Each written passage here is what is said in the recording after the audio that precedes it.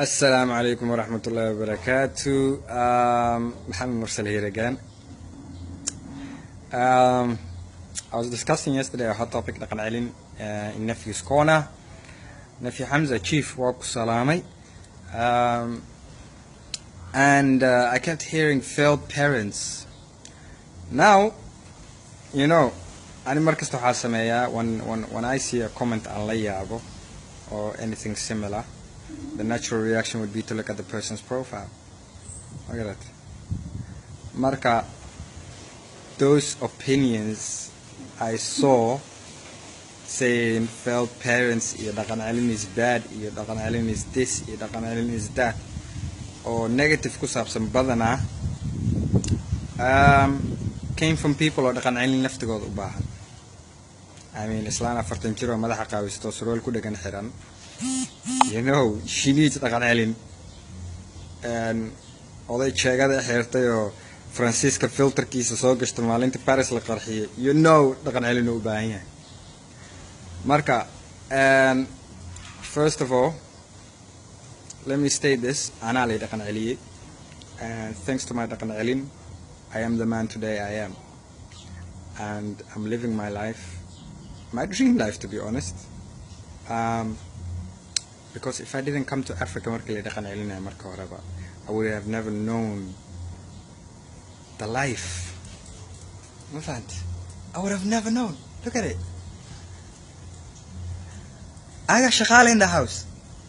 And right now, I got my own business. I got my own shit. I got my own money. And for the first time in my life, I actually dream about building. I dream about achieving. And the reason why is because Somali nimo bali fancy. Somali nimo bali bara. Aqli Somali bali gli. Garta intaas horta. Dhaqan celintu waxa loogu talagalay qofka ina aqli Somali loo soo yeelo. Because dhaqan celin bali yiri lama dhihin diin celin, lama dhihin hagaajin, waxa la yiri dhaqan celin. Because what defines a person? It's their culture. It defines you. Marka, you can be ethnically Somali and not be Somali. And you can be a different country, but if you grow up in Somali, you're going to behave like a Somali. Marka, the reason wax loo dhaqan celiyo waxa weeye when parents actually realize unugan Somalinimadu waa ka tagay. So, you know, waa inaad soo qabto gacanta lagu soo dhigo. Now, there's also the popular misconception because a lot of parents actually do it. Unugooda waxay dhaqan celiyaan markuu xalaabo iskuulka ka haro ama ciyaasnimo bilaabo ama balwad yeesho ama things like that. But to be honest, ani waxaan dhihi lahaa parents oo carruurtooda isdhahayaan yes, they're good kids, kuwaas la dhaqan celin. And I'll tell you why. Because haddaa carruurta haddeer la dhaqan celin fiican, yeah, markay hadhowtu wax noqdaan, markay jaamacad gaaraan, shaqaystaan, wax noqdaan, do you think inay dadkaaga wax tari doonaan? No. You know what say u xisaabtami doonaan? Sida caddaanka u xisaabtamaan, because dadkaas ku dhex jiraan. Ama madowga.